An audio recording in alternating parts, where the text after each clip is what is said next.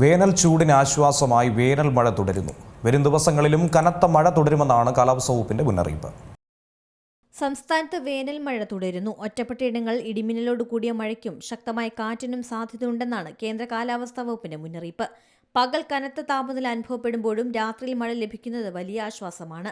ഒറ്റപ്പെട്ടയിടങ്ങളിൽ ഇടിമിന്നലോട് കൂടിയ മഴയ്ക്കും മണിക്കൂറിൽ 40 മുതൽ 50 കിലോമീറ്റർ വരെ വേഗതയിൽ ശക്തമായ കാറ്റിനും സാധ്യതയുണ്ട്.